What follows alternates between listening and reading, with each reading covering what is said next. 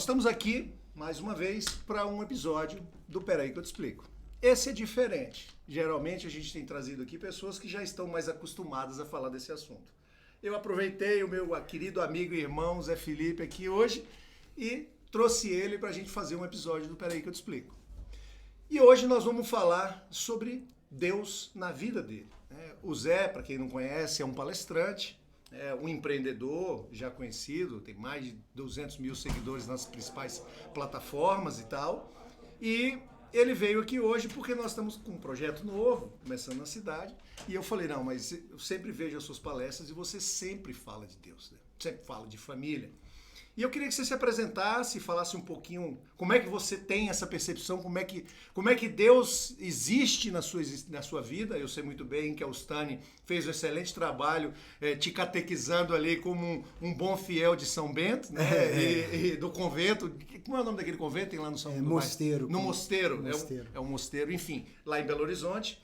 Já tive várias oportunidades, inclusive muitas das empresas têm nome de madre, né? Porque são as madres que a Ustani... E estou construindo agora a capela Madre Serafina também. Isso, exatamente, lá na Fazenda Cervejeira. Lá na Fazenda Cervejeira. Exatamente. Enfim, se apresenta aí, fala um pouquinho. Ó, a câmera que tem te olhando dessa aqui, tem uma te olhando ali. Tá bom. Você fica à vontade. E se quiser olhar para mim, tanto faz. E o Degrande está ali. Degrande, tá todo mundo aí. Exatamente. Sou José Felipe Carneiro, sócio fundador da cervejaria Vals, junto com minha família, ao lado do meu irmão, dos meus pais. A gente construiu uma cervejaria que acabou se tornando uma referência mundial de cervejas especiais. Nos tornamos sócios da cervejaria Ambev em 2015, então eu e meu irmão entramos para dentro da Ambev e juntos fundamos uma empresa chamada ZX Ventures, que foi a plataforma, o braço de inovação dentro da cervejaria Ambev. E hoje ela está presente em mais de 30 países. É um projeto que a gente tem muito orgulho de ter iniciado. Hoje eu e meu irmão estamos em países diferentes, com negócios diferentes. O Thiago está à frente da Novo Brasil, Nova Kombucha, nos Estados Unidos, em San Diego, na Califórnia. Meu irmão já exporta para quase 20 países aí pelo mundo inteiro. Referência hoje, você chegar lá em Tóquio, no Japão, você encontra uns produtos que o meu irmão fabrica, além dos bares e restaurantes, que são as operações separadas nos Estados Unidos, e também das indústrias de bebidas, que eu hoje estou à frente aqui no Brasil, meus pais também. Tem a Stadjever, que é uma cervejaria que está arrebentando, crescendo muito rápido. Fazenda Cervejeira, o motivo do meu novo sócio. O Jean, que é meu antigo velho sócio, novo sócio. Essa história é belíssima, nós vamos chegar lá. Mas eu quero voltar um pouquinho. Essa história tá muito lá na frente. Não, é porque eu resumi. Não, mas eu tô querendo saber de muito antes. Tá bom. Eu quero saber do seu Joaquim. Eu quero saber da dona Dilca. É bom. Eu quero saber de outras coisas. É bom porque todo mundo, Jean, sempre olha pra nossa história e fala assim, história de sucesso.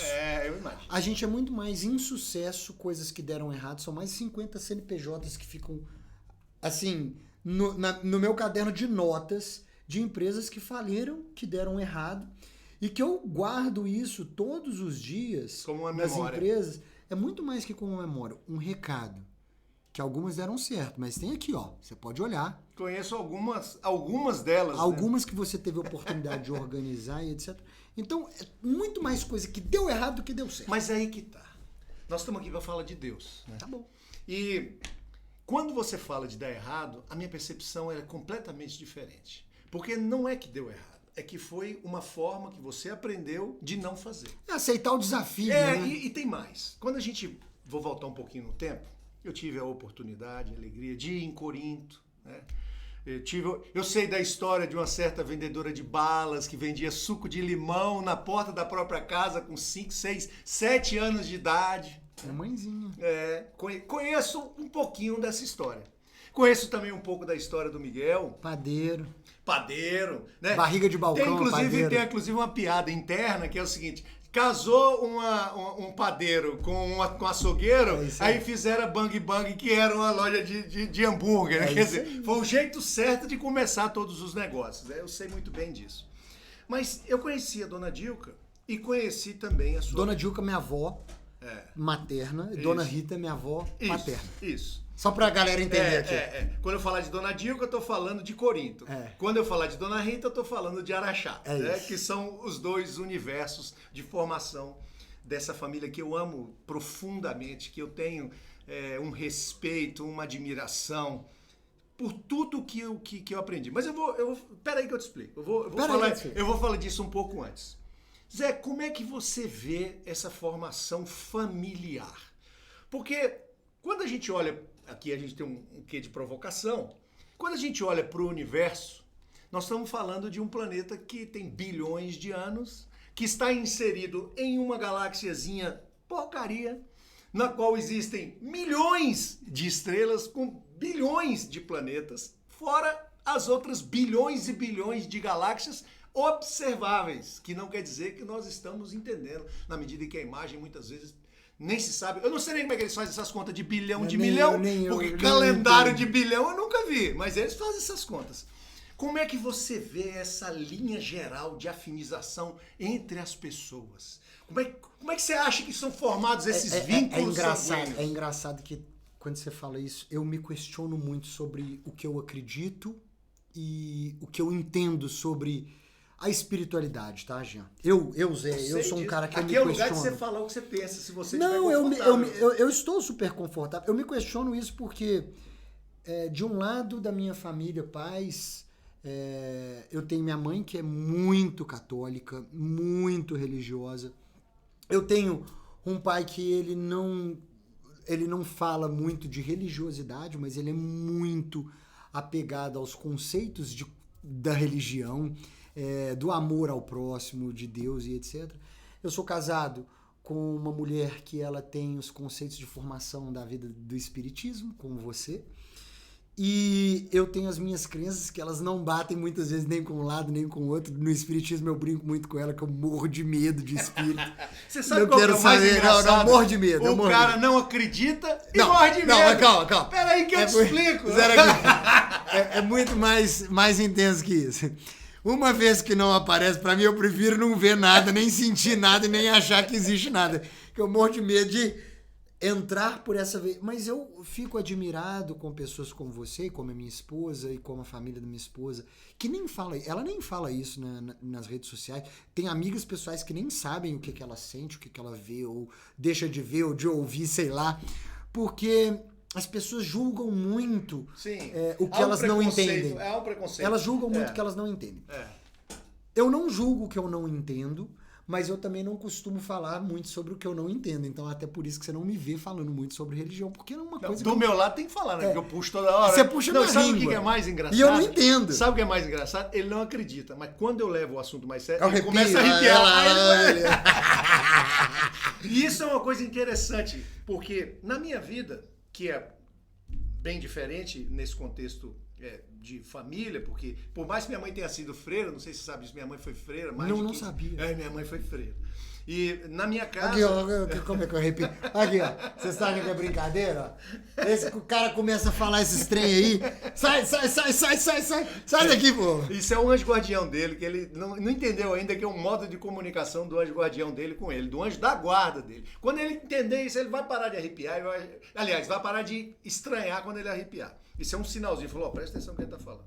Mas o fato é que na minha casa, a gente sempre teve valores cristãos, como você acabou de falar que tem na sua casa. Quando eu falo de valor cristão, é o valor do amor ao próximo, o valor do respeito, o valor de uma família que tem padrões morais muito altos, né? Graças a Deus sempre tive isso, minha mãe, meu pai sempre prezaram por isso. Dentro das suas características, cada um tem suas características, né? Ninguém é santo. Não tem ninguém ali que... Não existe isso. Eu sou perfeito. Não existe isso. Mas pessoas que sempre trouxeram essa característica. Mas na minha casa sempre foi um ambiente muito científico. Né? Como minha mãe era professora universitária, hoje ela até PhD, enfim, em geografia. Meu pai também era muito estudioso, porque como advogado, e ele era um advogado muito preocupado com formação, fez cursos fora do país e tal. Então na minha casa sempre teve uma linha muito racional.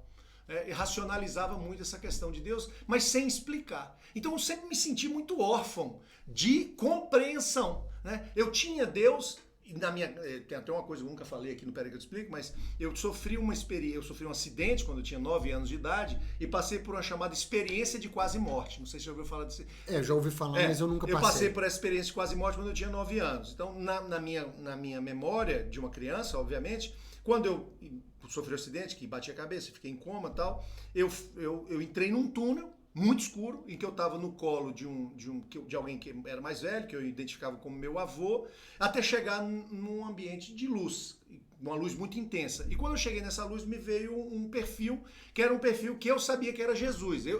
Você entendeu aquilo? Eu entendi aquilo como sendo Jesus. E ele virou para mim e falou assim, não está na sua hora, você tem que voltar, porque você tem uma missão muito importante na Terra. Eu falei, não, mas eu quero ficar aqui. Não, mas você tem que voltar.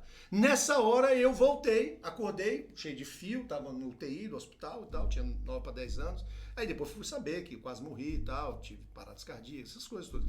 Então eu tive essa experiência de quase morte, e inclusive eu falei muito isso com o seu pai, depois você pode perguntar para ele. Meu pai não é muito de conversar as coisas que alguém fala para ele, você sabe, né? Claro, né? Seu pai é um lorde. Mas enfim... eu sempre fiquei com uma sensação dentro de mim que eu tinha alguma coisa muito importante para fazer. E com a visão egoísta, egocêntrica de uma pessoa como eu fui a minha vida inteira, que se achava melhor que os outros, né? Não tenho vergonha de falar isso, muitas vezes eu me achei, ainda me acho, mas só que sou melhor em ser pior. A única coisa que eu sou melhor hoje, eu sou melhor em ser pior. Eu discordo, mas tudo bem, porque eu te acho foda.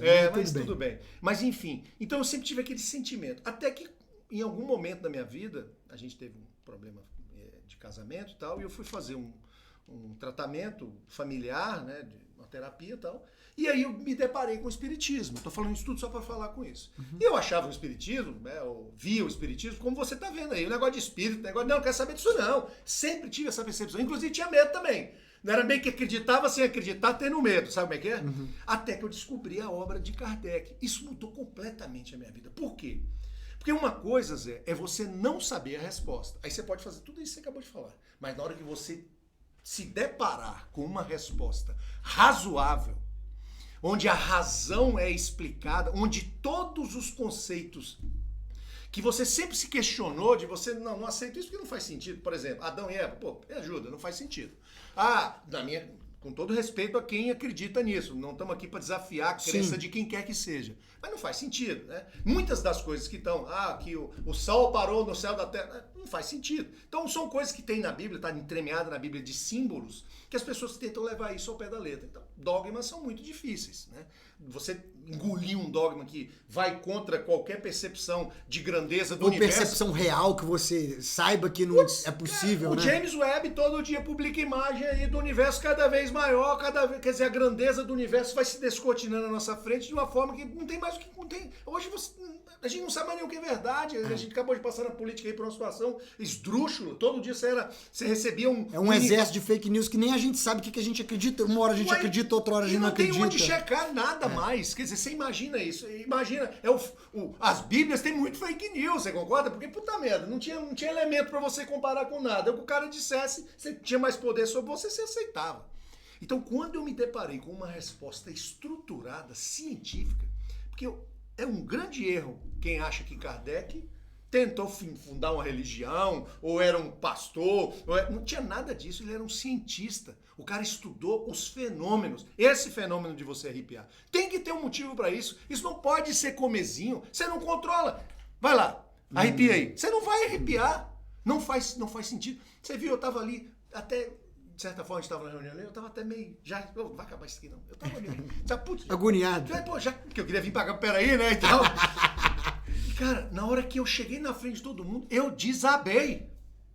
Porque tinha um propósito de você ter... Pela emoção, pelo sentimento, por tudo que estava envolvido ali. Você entende? Então, são coisas que precisam ter uma explicação. E não é simplesmente porque eu sou emocional. Eu não sou emocional nada. Eu sou um touro se eu precisar ser sem emoção. Mas... quando você se depara com essas conexões extra percepções materiais, né? Você tem que se render à evidência. Não tem jeito. Toda vez que a gente fala de um assunto ou outro, você vê, você passa o dia inteiro sem arrepiar. A gente fala 2, 3 assuntos, você arrepia.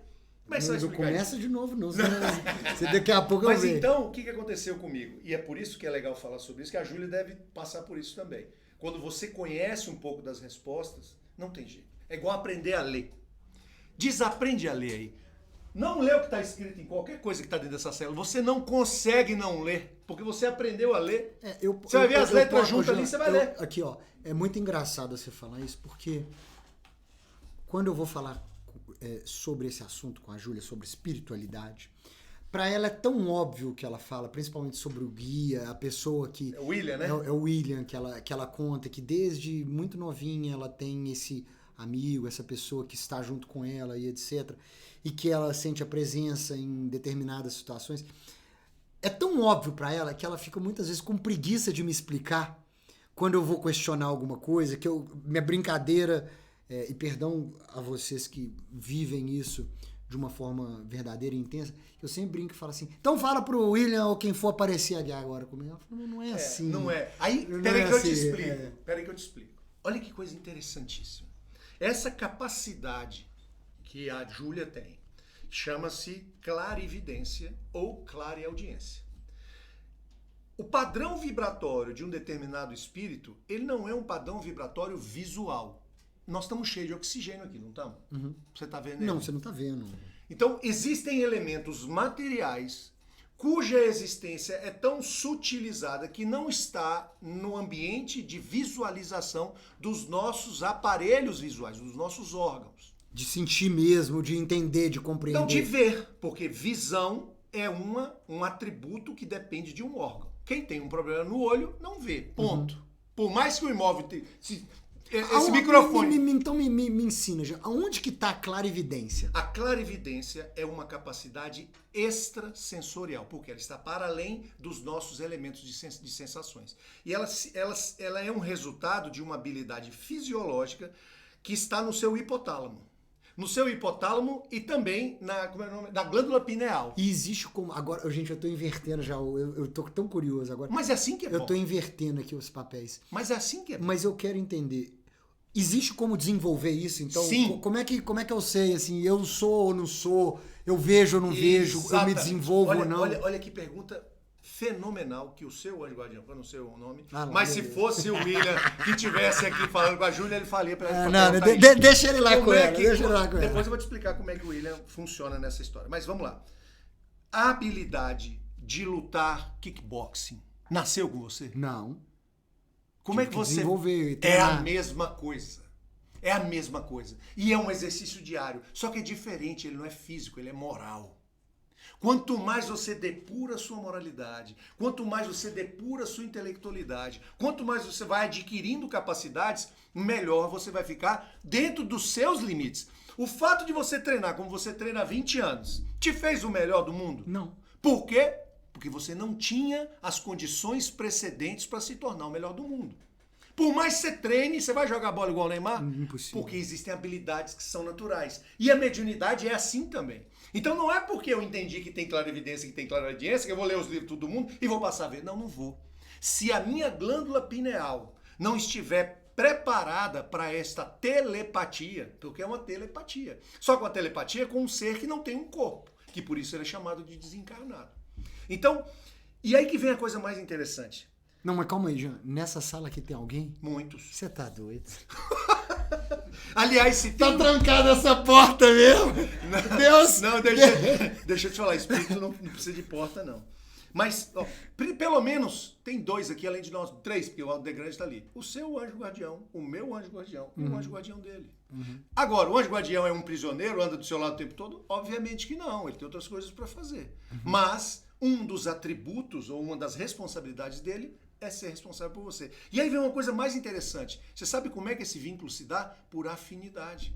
Muito provavelmente o seu anjo guardião foi o seu pai, foi a sua mãe, foi o seu filho, foi o seu irmão em uma outra existência e tem um comprometimento de amor com você tão grande que ele falou, não vou encarnar enquanto ele estiver encarnado, porque eu vou cuidar dele.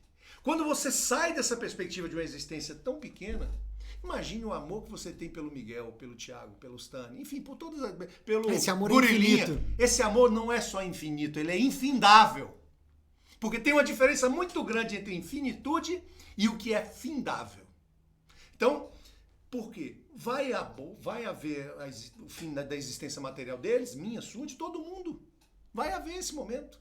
Mas o amor não vai estar limitado àquela existência física. E aí a visão do espírito, a visão ampla das multiexistências passa a ser sensacional.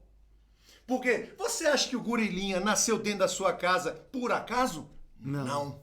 Espero que não. São laços de amor atemporais. Eu quero acreditar nisso, porque ele olha pra mim e eu fico assim, esse menino já me conhece, eu já conheço Claro! ele. E aí que é legal. Mas só que tem um porém. As atrações não são só por afinidade. Elas também são por falta de afinidade. Pensa um assassino e a vítima, que se odeiam profundamente. Morrem os dois. Estão lá os dois no plano do espírito. Eles vão passar a se amar porque não está vivendo? Não. E aí vem a grande complexidade do processo. Porque como é que a providência vai fazer dois que se odeiam se amar? No sangue. Um dos principais antídotos para o ódio é o laço sanguíneo. Porque tem que conviver. É obrigado.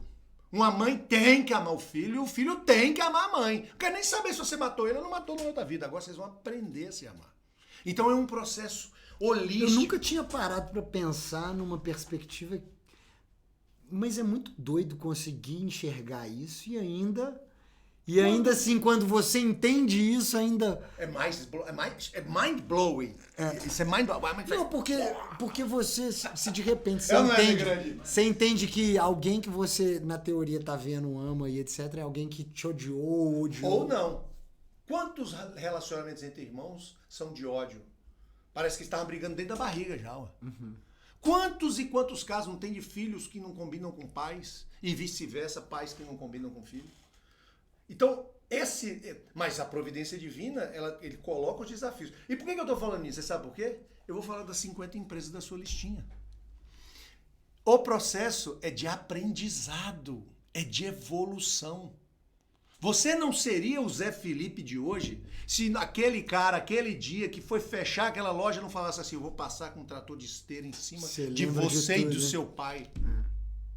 O que aquilo fez com você? Gerou ódio no seu coração? Não. Mas gerou uma vontade inabalável de vencer.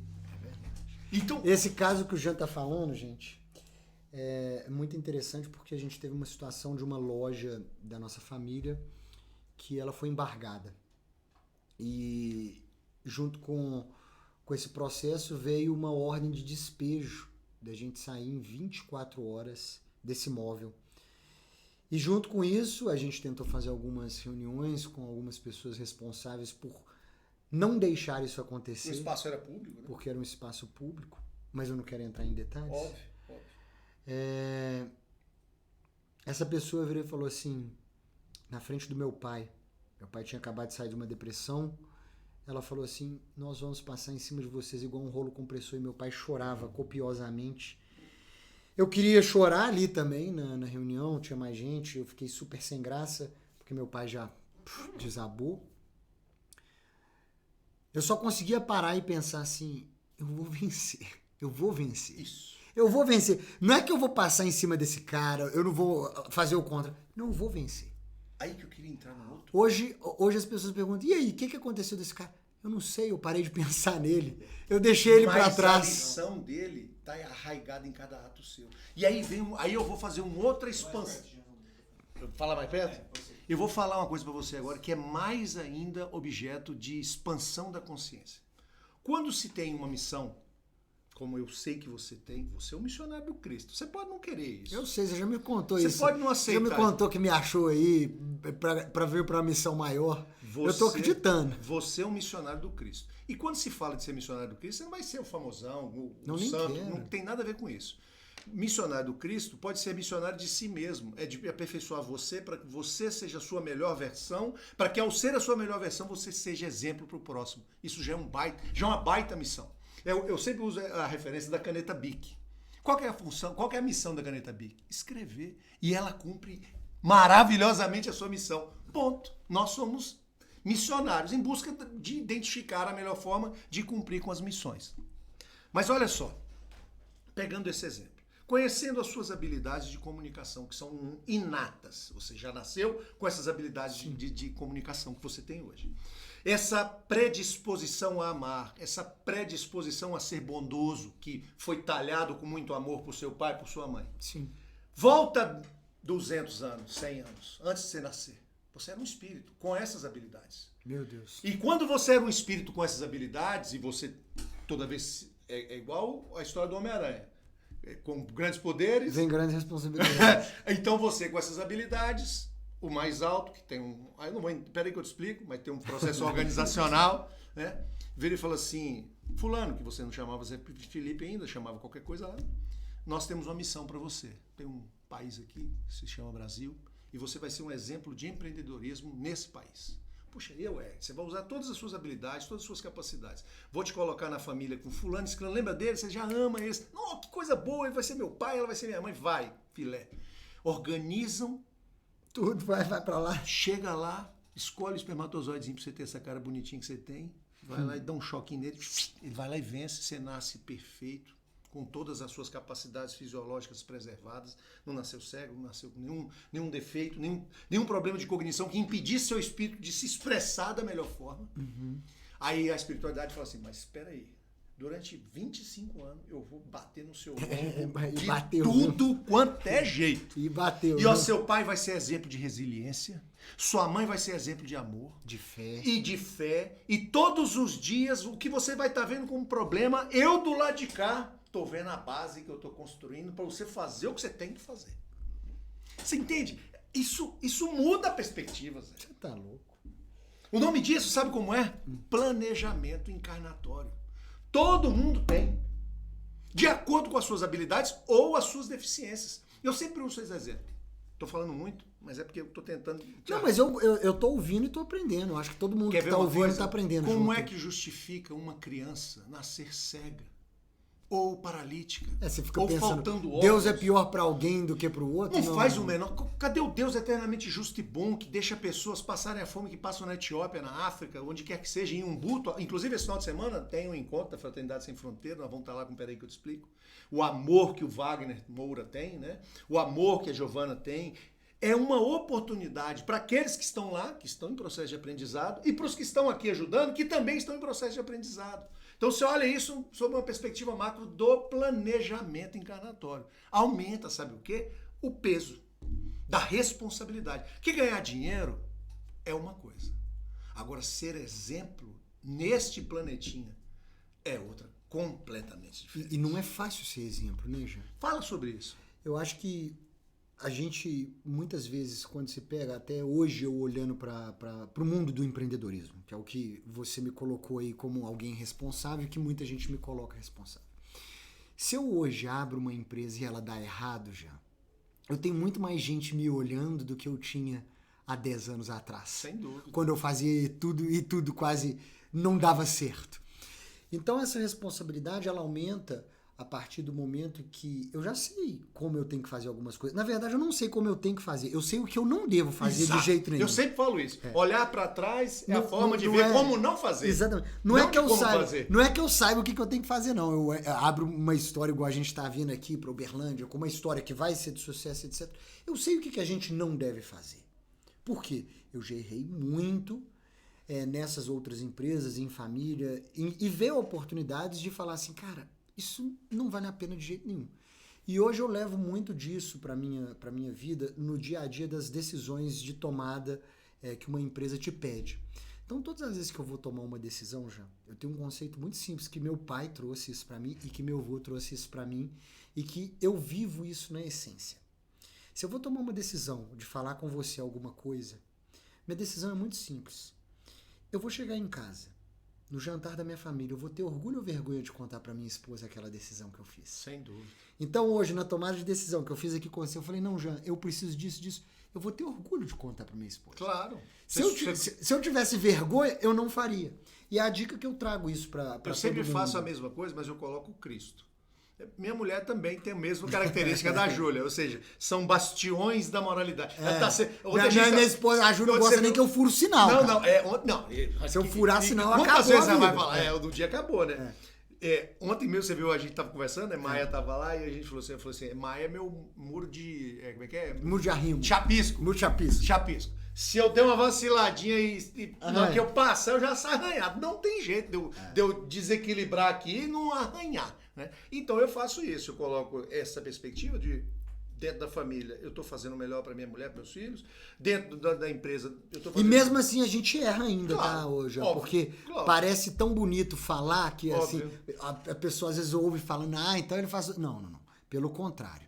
Isso baseia as minhas vontades e não muitas vezes as minhas atitudes, que é o que eu acho que mais machuca a gente, é quando a gente sabe que a gente está fazendo coisas erradas, por assim dizer, e continua fazendo elas por alguma forma de vício. Nós tivemos a gente falou de reforma íntima, não foi? Onde a gente falou, o Thiago falou exatamente isso, é o devassar dos próprios erros. Santo Agostinho fazia isso, a gente falou isso também já. No final do dia, revise os seus atos, todos, sob o espelho do Cristo. E às vezes é muito duro você olhar para as atitudes que você tomou durante um dia e ter que encarar elas para si mesmo, sabendo que você tem vergonha do que você fez. E talvez hoje, Jean, eu interprete a vida com essa missão de falar de empreendedorismo de uma maneira muito simples. Eu quero deixar verdadeiramente esse mundo mais legal do que o mundo que eu já encontrei, que já é foda. Eu já acho esse mundo maravilhoso. Todo mundo me pergunta, Zé, qual que é o seu sonho? Eu quero deixar esse mundo mais legal.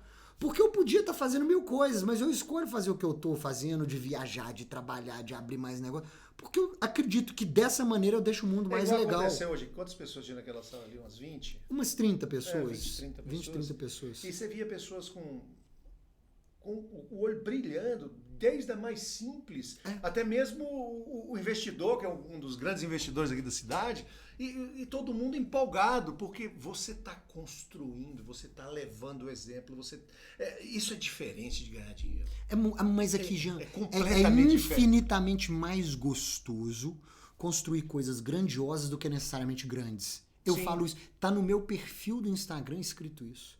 Eu prefiro 1000 vezes construir coisas grandiosas. A gente está fazendo um movimento, Jean, que quando a gente fala de fazenda cervejeira vindo para Uberlândia, etc., a gente está trazendo o orgulho de ser do campo para dentro da cidade.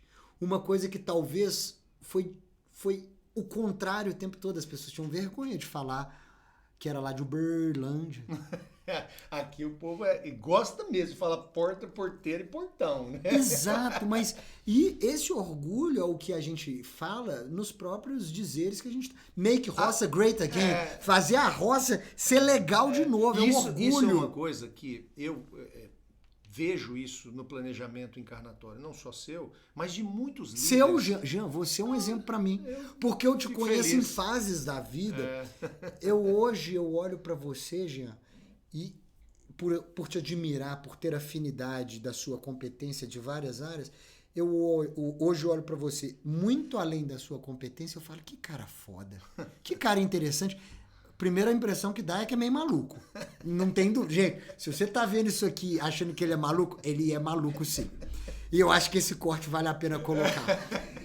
Olha, e quem disse que a verdade se encaixa nos padrões de sanidade? Exato. E por eu saber que você é um cara normalmente muito à frente do tempo nas tomadas de decisão, nos caminhos que você escolhe, que normalmente são de sucesso também, eu paro para te ouvir. O seu peraí que eu te explico, ele se torna mais real para mim, porque eu sei que você tá tentando explicar alguma coisa. Por mais que às vezes demore a gente compreender quem tá ali. Eu tenho te ouvido. Eu tenho te ouvido. Aos poucos vai fazendo sentido, né? Algumas coisas sim, algumas coisas não. É óbvio. E não é o sentido só para mim, é para as coisas que eu acredito que o mundo precisa. Porque muitas vezes eu olho para mim mesmo e falo, caramba, eu não me encaixo em nada do que esse mundo aqui tá pedindo no momento, da situação. A gente vê essa disparidade do momento político que a gente vive, de pessoas que a gente ama, que a gente olha pra pessoa, ama, admira e fala assim, pô, mas eu não penso nada igual nesse campo, nessa relação que ela... E às vezes pessoas que a gente não tem afinidade nenhuma, eu concordo com tudo que você tá falando. E a gente vai ficando meio louco, né? Isso é legal, porque nós estamos o planeta está passando por uma mudança muito grande. Eu não estou falando só de espiritualidade, estou falando principalmente, mas não só. O mundo está mudando porque, veja bem, toda a curva de conhecimento do planeta, se você fizer um gráfico de 1000 anos ou se você fizer um gráfico de 2.000 anos ou de 5.000 anos, essa linha ela vai ficar praticamente rente à mesa até 200 anos atrás. Uhum. Depois ela faz assim. De 200 anos atrás ela faz assim. Não tem jeito. Você pode esticar, você só não pode voltar a 200 anos. Mas mesmo se você voltar a 200 anos, ela vai vir. Depois de 2000 ela sobe. Depois das plataformas de comunicação, de mídias sociais, tudo muda. Então o nível de conhecimento que o planeta gera hoje, num dia, é muito maior do que gerava em milhares de anos. É verdade. Então, qual que é o grande paradoxo disso tudo? O conhecimento, ele é contagioso. Ele é contagioso. Então as pessoas mais humildes, elas já conseguem pegar um celular e se comunicar. Ela não faz a menor ideia de como é feito um processo de conexão no telefone com a antena, da antena com o satélite, do satélite com outra antena. Ele não tem ideia de como é que as células... De quão complexo é. Não tem ideia, mas ele sabe que isso faz aquilo. Isso já é um conhecimento profundo. Porque, voltando no tempo, ninguém entenderia como é possível um telefone falar com outro, filmar, ou seja lá o que for. Então o conhecimento, ele é contagioso. Obviamente que algumas pessoas se contagiam mais ou menos, que depende das suas habilidades de cognição. Então, o conhecimento do planeta está disponível. E depende de nós buscarmos esse conhecimento. Então, o que mudou completamente a minha vida, a minha existência, meus projetos, eu uso... Você me vê, o meu uniforme é um irmão Gera. Eu sei disso. É uma percepção visual e sentimental porque também. É o seguinte, com um advogado jovem, como eu fui, né, e que tinha grandes clientes como ele, não podia aparentar ser sempre de relógio, pé rapado, arrumadão. Né? Aí eu usava um Rolex falso, obviamente. Mentira. Usava. Era original. Era nunca. Meu Tá Deus. doido. Eu nunca tinha dinheiro pra comprar um relógio daquele, mas andava numa Mercedes conversível, um terno bem cortado, aquelas coisas todas que fazem parte do arquétipo, né? Que é um arquétipo de sucesso. Hoje, eu chego nos lugares, o pessoal até acha que eu faço sacanagem. Eu até faço sacanagem. O que você faz? Não, eu sou datilógrafo. Ué, chega as psicografias pra mim, o datilógrafo vira livro, então eu sou um datilógrafo. Mas enfim, o que eu queria tirar daqui desse peraí que eu te explico é você dessa condição de incredulidade. Mas não para você fazer você acreditar, mas para fazer você ter um pouquinho de vontade de buscar uma resposta. Porque isso faz a diferença. Então eu vou te falar o que está acontecendo nesse momento da minha vida. E talvez isso tenha vindo um pouco mais por você, sim, com essa sua missão de transformar, de um a um, de querer mudar os livros que foram psicografados pelo Nuno e que você trouxe algumas coisas bem legais. E não me deu de presente, fez questão de dar pra minha esposa, porque você sabia. Você é muito esperto, né, Jean? Você desse pra ele guardava. Você deu os livros pra quem consegue me fazer uma mudança grande. Eu só né? pedi o endereço dele. Eu mandei entregar lá direto pra ela, que se eu desse pra ele, corria o risco dele não entregar. Mandou entregar. Porque os do Zé Pedro eu já vi que ele falou que já guardou lá, nem leu nada. Tá na hora de puxar o ouvido dele, a orelha dele. Deu pra minha esposa, e minha esposa... ela vem insistentemente colocando a minha forma de leitura como livro ali do lado da minha cabeceira, de falar assim, não, você vai ler sim, eu quero que você entenda mais. Eva é fantástico. É o primeiro, Eva que fala dos pecados de uma forma... Não, na verdade não fala dos pecados, talvez ela tenha colocado desse jeito e ficou na sua cabeça. Eva é uma... porque eu não li ainda. Não, mas conta a história de Eva, só para te falar, é bom que quem estiver ouvindo ouve também. Eva é o seguinte... Quando o planeta recebeu os degredados de Capela, você tinha uma grande quantidade de espíritos que precisavam encarnar no planeta. Mas os corpos eram muito brutos e a civilização muito embrutecida. Então não existia o conceito de amor. Imagina o seguinte, nas primeiras tribos ao redor do planeta. Não existia conceito de nenhum sentimento ainda, né? O amor não era esse amor que a gente conhece hoje, esse amor depurado, depois de milhares e milhares de anos de compreensão. Não, o homem era mais forte, ele impunha. O próprio sexo era brutal, a própria família, o provimento cabia para um, o filho, como é que carregava? Você acha que trocava a fraldinha? Não, cagada. Porra, imagina um universo, era muito mais complexo. Então precisava de um espírito que trafegasse as várias tribos do planeta encarnando e vivenciando aquelas circunstâncias, que fosse plantando sementes. Pra você ter uma ideia, em falar em plantar sementes, foi Eva que trouxe a agricultura para o planeta. Foi Eva que pegou as primeiras plantas e, como eles eram nômades, ela ia passando e jogando ali em cada plantava. Como eles eram nômades, eles iam nos lugares que tinham alimento, por exemplo, maçã, não sei o que, ficava ali até acabar a maçã. Acabou a maçã, tem que ir para outro lugar. Não tinha negócio de plantar. Só que o que acontecia? Ela ia e plantava. Então quando eles voltavam no outro ano, tinha mais macieiras. E quando voltavam no outro, aí eles começaram a perceber que onde eles colocavam a semente, começava a nascer. Então a ideia de agricultura foi Eva que trouxe para o planeta. Só que à medida que ela foi encarnando, e aí são várias as passagens de coisas que ela fez para o planeta. Por exemplo, quem criou o sistema de castas foi um erro de Eva. A Índia hoje tem um sistema de castas porque Eva, em uma das suas encarnações, errou. Então ela vai criando essa construção do planeta civilizatório a partir das encarnações dela. Sabe o que aconteceu? À medida que ela foi vivendo a fragilidade humana, os erros, a violência, o estupro, ela criou a prostituição. Porque todo mundo era estuprado. Ela falou assim, vocês estão gritando, vocês não podem gritar, vocês têm que fingir que é bom, que aí acaba rapidinho. Que loucura.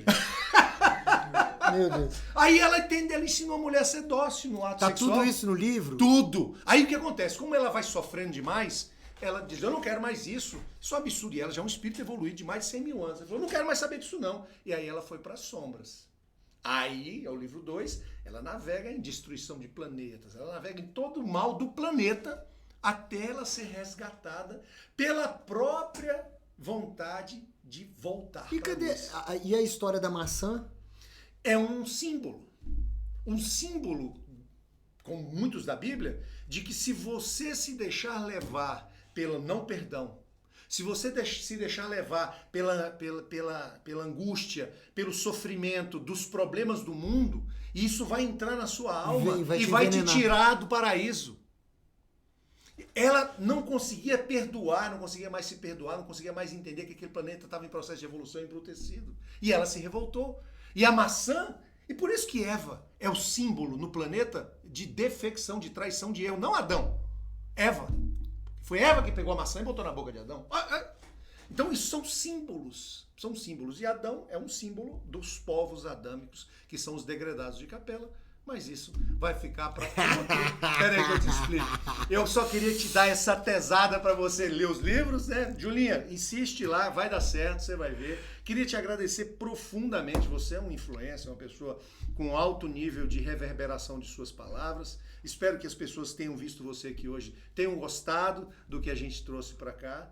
E encerra aí, fala o que você quiser. Eu espero que eu possa abrir... os ouvidos, os sentidos de outras pessoas estando aqui com você. A minha admiração por você, Jean, ela vai muito além da sua espiritualidade. Você é um ser humano foda, que eu fico emocionado em falar. Faz parte de um momento muito importante para minha família, uma virada de sair desde empresas devedoras a uma empresa grandiosa, e te agradecer publicamente por toda a amizade, que ela vai muito além de qualquer negócio que a gente já tenha feito junto, qualquer negócio que a gente esteja preso a fazer. Eu sou seu fã. Obrigado. Eu sou seu fã, rapaz. Não tem aquele negócio assim? Eu sou seu fã. Zé, Deus te abençoe. Amém. Eu quero que você, Eustane, se sinta orgulhosa, porque o neto da Dona Dilca e Miguel, o neto da Dona Rita, é o cara. E como diz ele, peraí, que eu te explico. Peraí, que eu te explico.